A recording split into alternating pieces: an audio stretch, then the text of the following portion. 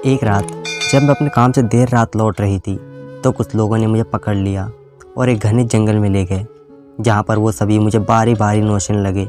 वो लोग जानवरों की तरह मेरे बदन को काट रहे थे। तभी उन्हीं का एक साथी, जिसमें मेरा हाथ तक नहीं लगाया और दूर एक पत्थर पर बैठा सिर्फ मुझे हंसे जा रहा था। बहुत दिन बाद वो आदमी मुझे बाजार में मिला। मैंने देखा कि उसके तो मेरा नाम कोमल है। मेरी छोटी सी उम्र में मेरे पिताजी का देहांत हो गया। उसके बाद घर की सारी जिम्मेदारी मेरे लिए आगे आ पड़ी। अपनी बीमारी, माँ की दवाइयों से लेकर घर का 2 वक्त का भोजन बनवाए, इसलिए मुझे बाहर जाकर काम करना पड़ा। जब मेरे पिताजी का देहांत हुआ तो मैं सिर्फ 12 साल की थी। लोगों के घरों में बर्तन साफ़ करके मैं 2 वक्त का खाना जुटा पाती थी। 12 साल से लेकर जब मैं 20 साल की हुई तो लोगों के घरों में काम करने लगी। पढ़ाई लिखाई मुझे नहीं आती थी, क्योंकि मेरी छोटी सी उम्र में ही पिताजी का देहांत हो गया और मैं ना ही स्कूल जा पाई और ना ही कॉलेज, क्योंकि पैसों की तंगी की वजह से मैं पढ़ाई लिखाई से ना जा सकी। इसी वजह से मुझे कोई अच्छा काम ना मिला। इसी वजह से मैं लोगों के घरों में झाड़ू पोछा और बर्तन साफ़ करने का काम कर लेती।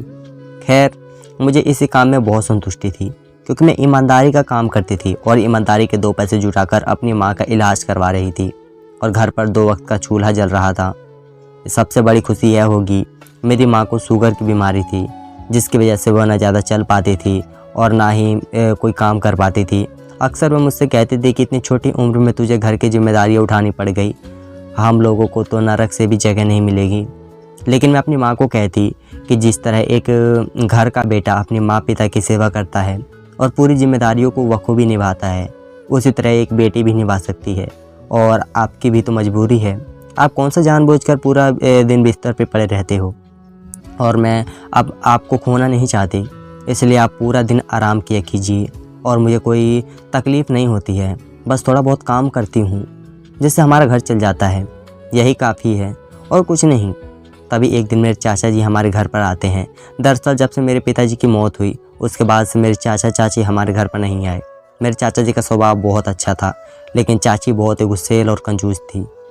उन्हें ऐसा लगता था कि हम गरीब हैं और अगर हमारे घर पर वो लोग आए तो हम लोग उन लोगों से कुछ पैसे मांग लेंगे, जिसके डर से ना चाची जी खुद आई और ना ही चाचा जी को कभी आने दिया।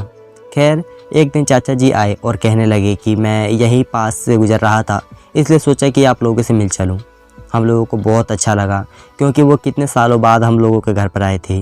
फिर चाय नाश्ता करने के बाद चाचा जी ने कहा कि तुम्हारे लिए एक काम है, अगर तुम कर पाओ तो। चाचा जी के मुंह से एक ऐसी बात सुनकर मुझे बहुत ही खुशी हुई, क्योंकि पहली बार किसी ने मुझे काम का बोला था। तभी मेरे मुंह से इतना ही निकला कि चाचा जी क्या हम लोग अच्छे से गुजारा कर पाएँ, इतना पैसा मिलेगा? तभी चाचा ने कहा कि अच्छे से गुजारा नहीं, बहुत अच्छे से गुजारा हो जाएगा और कुछ पैसे बच भी जाएंगे और काम भी तुम्हारे लायक है। तभी मैंने अपनी नज़र झुकाते हुए कहा कि चाचा जी, मैं इतने ज़्यादा पढ़ी लिखी नहीं हूँ और मैंने सुना है कि अनपढ़ लोगों के लिए ज़्यादा पैसे वाला कोई काम नहीं होता, उन्हें तो बस लोगों के घर में झाड़ू पोछा ही करना पड़ता है। तभी चाचा ने कहने लगे कि यह काम तो पढ़े लिखे लोगों का है, लेकिन वह मेरे जानकार हैं। कुछ लोग तुम्हें वहाँ रहकर सीखना पड़ेगा। जब तुम अच्छी तरह सीख जाओगी तब तुम वहाँ पर काम करना शुरू कर देना। चाचा जी की बात सुनकर मुझे संतुष्टि और खुशी तो हुई, लेकिन फिर मन में ख्याल आया कि अगर मैं काम सीखने लग गई, घर का चूल्हा कैसे जलेगा, क्योंकि काम सीखने के चक्कर में मैं लोगों के घरों में काम करना नहीं जा पाऊँगी। तभी चाचा जी ने कहा, शायद मेरी चेहरे की बात पढ़ ली। उन्होंने अपनी जेब से कुछ पैसे निकाले और मेरे हाथ में थमाते हुए कहा कि जब तुम काम सीखती हो तब तक का राशन इस पैसों से लेकर आना और अपनी माँ की दवाई भी। तभी मैंने कहा कि चाची जी क्या कहेंगी। तभी वह कहने लगे, तुम उसे कुछ मत बताना। हम लोगों ने हामी भर दी, लेकिन मेरे मन में चाचा जी का जो एहसान था वह उतना भी उतरता नहीं था। मैंने उनके पैसे जो लिए थे वह बेसूझ के नहीं लिए। मैंने मन में विचार किया, जब मेरा काम चल जाएगा तो मैं अच्छे से कमाने लगूंगी और जब मेरे पास कुछ पैसे जुड़ जाएंगे तो मैं चाचा जी को यह सारे पैसे लौटा दूंगी।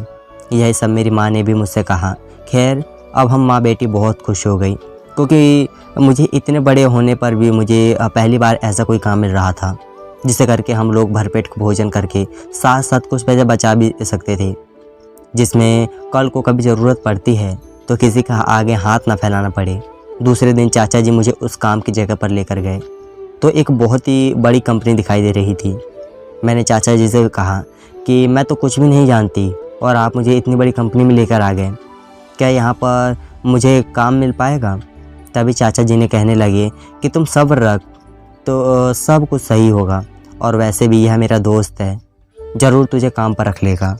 अंदर जाकर एक बड़ी बड़ी आंखों और बड़ी बड़ी मूँछों वाले आदमी के पास लेकर जाकर मुझे खड़ा कर दिया गया। उसका डरावना चेहरा देखकर मेरे मन में डर बैठ गया कि पता नहीं मैं इसके साथ कैसे बात कर पाऊँगी। चाचा जी ने उस आदमी से कहा कि ये मेरी भतीजी है, इसे यहाँ पर काम पर रख लो, इसे काम की सख्त ज़रूरत है। तभी वह आदमी कहने लगा कि तुम्हारी बात भी कभी टाली जा सकती है क्या? क्यों नहीं, हम लोग इसे काम पर रख लेंगे। तभी उसने एक लड़की को आवाज़ लगाई। छोटे छोटे कपड़ों में एक लड़की वहाँ पर आई और उस आदमी ने उससे कहा कि इसे सारा काम समझा दो। तभी वह लड़की मुझे एक कमरे में लेकर जाकर कुछ फाइलों को दिखाते हुए उस काम को समझाने लगी और मुझसे कहा कि अब मैं तुम्हें 10 दिन लगातार यहाँ पर आना है, तभी तुम्हारे दिमाग में यह सब काम जा पाएगा। अब मैं रेगुलर काम सीखने के लिए जाने लगी और मुझे धीरे धीरे काम भी समझ में आने लगा। मेरा काम था कि जितने भी लोग उस कंपनी में काम करते थे उनको फ़ाइल देना और थोड़ा बहुत कागज़ों का काम रहता था। इस काम में मुझे महीने के 10,000 मिलने लगे, जिससे मेरी माँ की दवाई और घर का खर्च भी निकल जाता था और कुछ रुपए बच भी जाते थे, जो लोग आगे के भविष्य में इकट्ठा करने लगी थी। अब मैं बहुत खुश थी क्योंकि मुझे ज़्यादा मेहनत भी नहीं करनी पड़ती थी और अच्छे पैसे की कमाई हो रही थी। वह इंसान बहुत अच्छा था जिसे मुझे शुरुआत में देखकर मन में डर हुआ था। वह लोग रोज़ कभी भी कोई काम में दिक्कत होती तो मुझे समझा देता और ऐसे ही दिन निकलते गए। जब मैंने काम को शुरू किया तो मुझे सब लोग मुझ पर बहुत हंसते थे क्योंकि मेरे कपड़े अच्छे नहीं होते थे। कपड़ों में हर जगह छोटे छोटे छेद होते क्योंकि खाना बनाते वक्त आग की चिंगारी मेरे कपड़ों पर गिर जाती थी। हम लोगों की इतनी औकात नहीं थी कि नए नवेले और उस ऑफिस में जैसे लोग कपड़े पहन कर आते हैं उतने अच्छे ब्रांडेड कपड़े पहन सके। लेकिन मुझे उनकी हंसी मजाक से कोई फ़र्क नहीं पड़ता क्योंकि मेरे घर के हालात पता थे।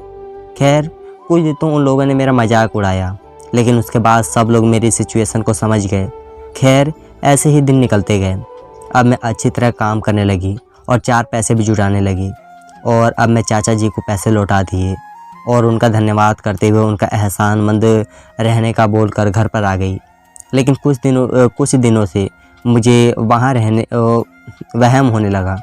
कुछ कंपनी के कुछ लड़के जो वहाँ पर काम करते हैं वो मुझ पर गंदी नज़र रखने लगे और मैं जब भी उन्हें फ़ाइल वगैरह देने जाती तो फ़ाइल के बजाय वो लोग मेरा हाथ पकड़ लेते और मेरे सामने गंदी गंदी हरकतें और इशारे करने लग जाते। मैं उन्हें कुछ ना बोल पाती क्योंकि मैं बड़ी मुश्किल से ही मुझे इस कंपनी में काम मिला था और वे ठहरे बड़े लोग, इनके सामने मेरी क्या औकात, मैं भी अपनी ज़ुबान भी खोलूँ। और खैर मैं इन सब लोगों का अत्याचार धीरे धीरे सहती रही। यह तो अब उन लोगों का हर रोज़ का हो गया था। मुझ पर गंदी तरह से नज़र रखना, गंदे गंदे इशारे करना और गलत बातों में मुझे तंग करना। लेकिन मैं कुछ ना बोल पाई और शायद मेरी चुप्पी का उन लोगों ने बहुत ही ज़्यादा फ़ायदा उठा लिया था। खैर एक दिन उस कंपनी के मालिक ने कहा कि आज से काम बढ़ गया है, जिसकी वजह से कल से देर रात तक काम करना पड़ेगा और हाँ, इस काम का तुम्हें अलग से पैसा भी मिलेगा। देर रात का नाम सुनकर मेरे तो होश ही उड़ गए क्योंकि घर पर माँ की दवाई देनी और खाना देना सिर्फ मेरी ही जिम्मेदारी थी। और जिस कंपनी में मैं काम करती थी वहाँ से मेरा घर बहुत ही ज़्यादा दूर पर था, जिससे घर पहुँचने में मुझे 2 घंटे लगते थे।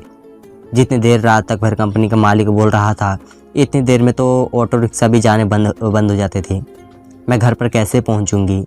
तभी मैंने इस बारे में उनसे बात की तो उन्होंने कहा कि यह सब मुझे नहीं पता, सब लोग यहाँ पर काम कर रहे हैं तो तुम्हें भी करना पड़ेगा। खैर मैंने दुखी मन से हामी बोल दी थी। दूसरे दिन माँ को यह सब बात बताते हुए सवेरे ही शाम का खाना बनाकर उन्हें दे दिया और बोला कि माँ खाना खाकर दवाई लेके सो जाना, मुझे रात को देर हो जाएगी। यह बात माँ को भी नहीं जची। वह कहने लगी बेटा तू अकेली लड़की इतनी रात को कैसे घर पर आएगी? तू कहती है तो मैं साथ चलती हूँ। तभी मैंने माँ से कहा कि नहीं माँ नहीं, आप पूरा दिन और इतनी रात तक ये वहाँ पर क्या करोगी? और वहाँ पर तो आराम करने के लिए कोई भी जगह नहीं है और ना ही घर के किसी सदस्य के साथ ले जाने की अनुमति देते हैं, इसलिए आप घर पर ही आराम कीजिए। कोई बात नहीं, मैं जैसे तैसे आ जाऊँगी और कोशिश करूँगी थोड़ा और जल्दी आ जाऊँ। खैर मैं ऑफिस के लिए निकल गई और वहाँ जाकर काम करने लगी। ऐसे ही रात का लगभग 11 बजे का समय हो चुका था। मेरा मन तो घबराया जा रहा था कि पता नहीं कितनी देर और यहाँ पर रोका जाएगा। अगर ज़्यादा रात हो गई तो मैं घर पर कैसे जा पाऊँगी। और ऊपर से उस कंपनी में काम करने वाले लड़कों की गंदी नज़र मुझ पर ही थी। मुझे पक्का यकीन था उन लोगों के मन में ज़रूर कुछ ना कुछ चल रहा है, लेकिन मैं अपनी गरीबी के कारण मजबूर थी। अगर मैं कोई आवाज़ उठाती तो पता नहीं वह लोग क्या करते थे, और मैं नहीं चाहती थी कि मेरी बीमार माँ उस समय में कोई दुख झेले, इसलिए मैं चुप रहना ही ठीक समझा। खैर 12:30 बजे के आसपास समय हुआ, तभी कंपनी का मालिक बोला कि अब तुम्हारी छुट्टी करते हैं, तुम लोग जा सकते हो। मैंने सारा काम समेटा और अपना बैग लेकर कंपनी से बाहर निकल गई। सब और देखा तो कोई भी ऑटो रिक्शा दिखाई नहीं दे रहा था। तभी कंपनी में काम करने वाली कुछ लड़कियां अपनी गाड़ी लेकर जाने लगी, तो मैंने एक लड़की से कहा कि बहन मुझे भी मेरे घर तक छोड़ दो, मैं रात को किसके साथ जाऊंगी, मेरा घर बहुत दूर है।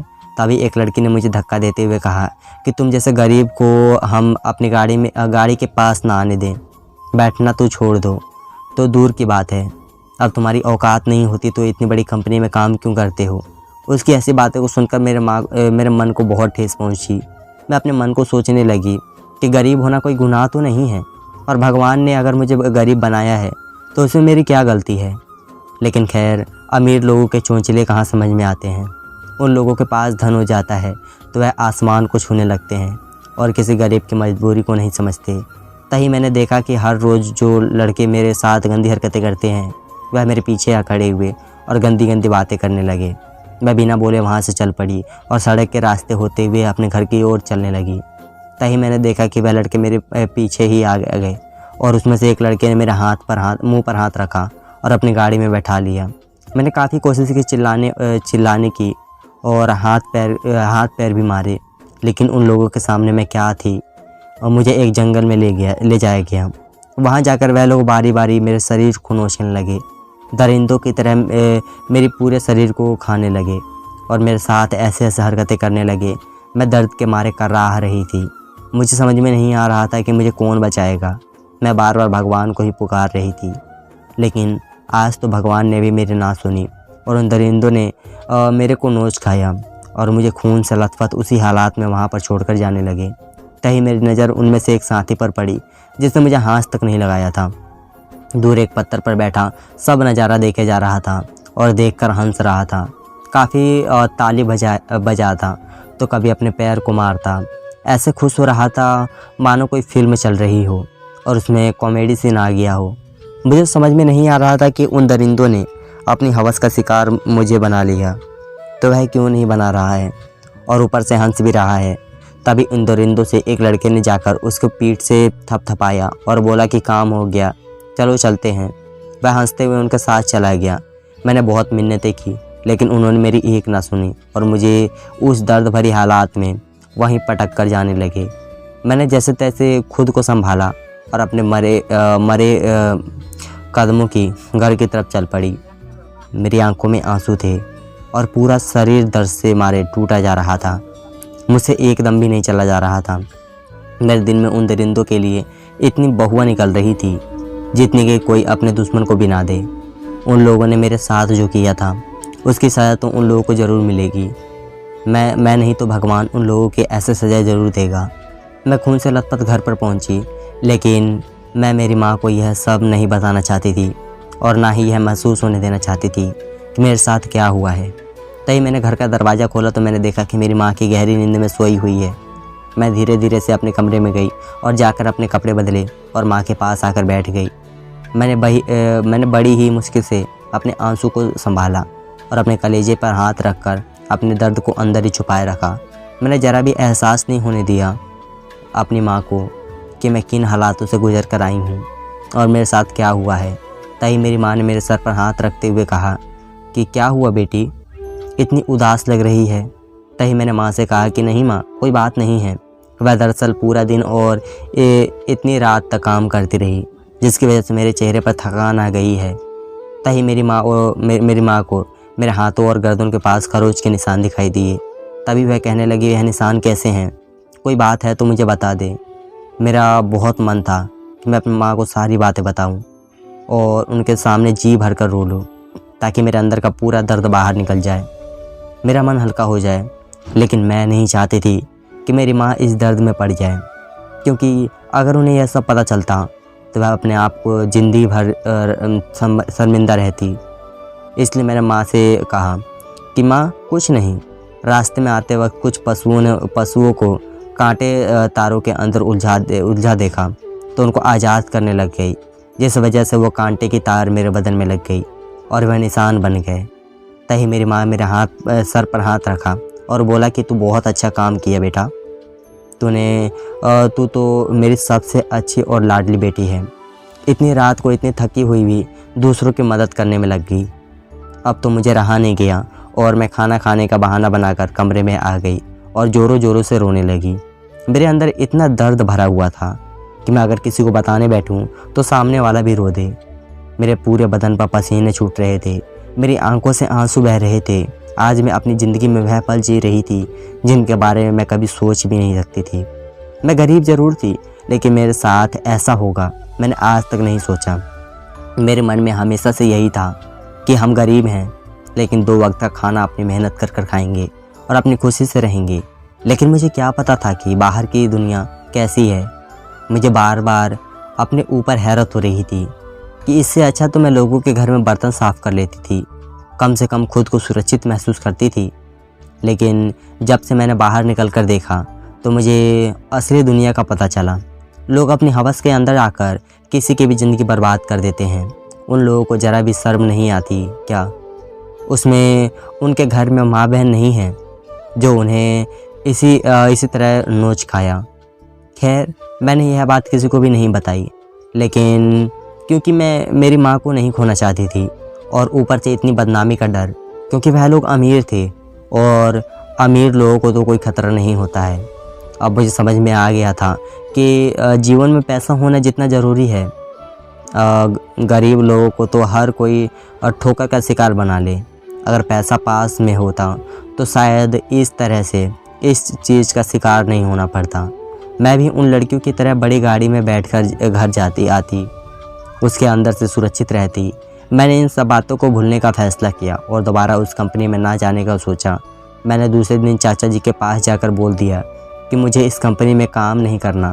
तभी चाचा जी कहने लगे कि क्या हुआ बेटी, अभी तो तुम्हारे पास पैसे जमा होने शुरू हुए थे।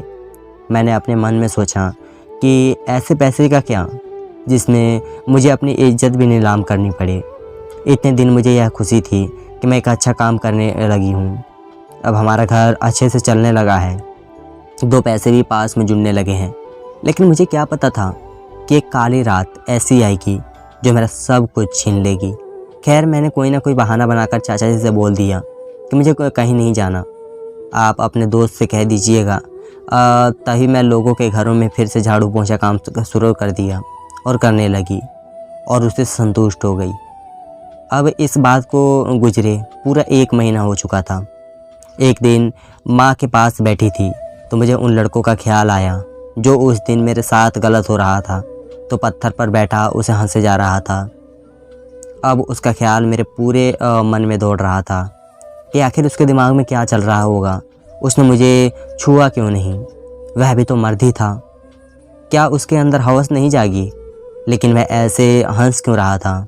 पहले तो मुझे लगा कि वह दिमागी हालात से ठीक नहीं होगा, लेकिन फिर मुझे लगा कि वह अपनी दिमागी हालात से ठीक नहीं होता तो इतनी बड़ी कंपनी में काम कैसे करता और वो दरिंदे उसे अपने पास कैसे रख लेते, उसे तो कब से भगा देते। फिर मेरे मन में आया कि हो सकता है कि उन्हीं की कोई साजिश हो। खैर, मैं उस दिन से दोबारा याद नहीं करना चाहती थी, लेकिन फिर भी वह आदमी की हंसी बार बार मेरे दिमाग पर आ रही थी। मैं चाहकर भी नहीं भुला पा रही थी कि उसने आखिर ऐसा क्यों किया होगा। खैर, एक दिन घर में राशन ख़त्म होने की वजह से मैं शहर के राशन लेने के लिए चली गई।